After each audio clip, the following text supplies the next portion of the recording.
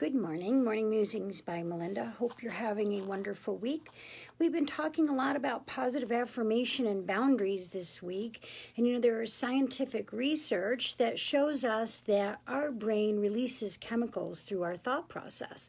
So that when we have a good and positive thought or a happy thought, we have good chemicals that are released in our body. Our body and the cells of our body are jumping around being happy.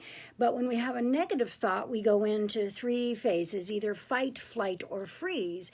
And that dumps that negative energy into our body, or the cortisol into our body, that makes us do one of the following: fight, flight, or freeze.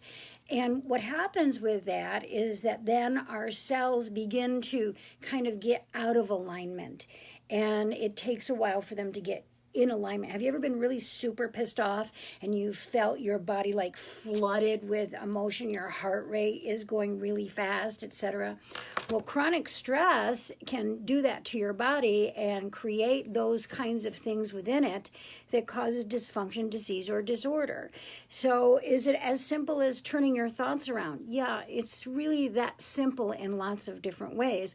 That's why hypnosis works. That's why positive affirmations work. That's why meditation works, because it calms the brain, it calms the mind, and allows the body to follow suit.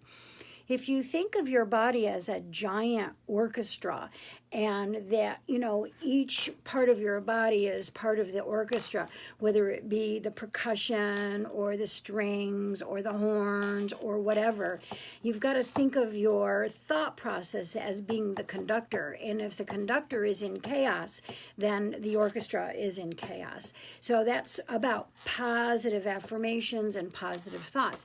There is a wonderful doctor by the name of Dr. Amen out of San Diego, who is the premier brain study doctor, and he's written a couple of books about ADD and ADHD and about understanding post-concussion syndrome and some of those kinds of things. But he talks about every time you have a thought, it affects you. And of course, our wonderful Louise Hay, who we all loved and adored, and still her company continues today. Her original book, You Can Heal Your Life, was about how thought process create in our body. So what are you thinking, and how are you thinking about yourself? And are you thinking negative thoughts? Are you happy and trying to change things around into a happy state of being, a happy state of mind? Or you are constantly being in a negative spiral and always a poor me and always worried about what's happening next and pissed off all the time? You've got to decide that for yourself. The other thing I want to talk to you about this morning is I saw on one of these spiritual websites someone saying, when you were awakened, did you get diagnosed with a mental illness? Well, let me make it perfectly clear. We are born awake, okay? We are on the earth plane to learn. Our spirit is always awake. We are not awakened in such a manner that we would be diagnosed with some kind of a personality disorder or a mental illness. Mental illness is mental illness. Spirituality is spirituality.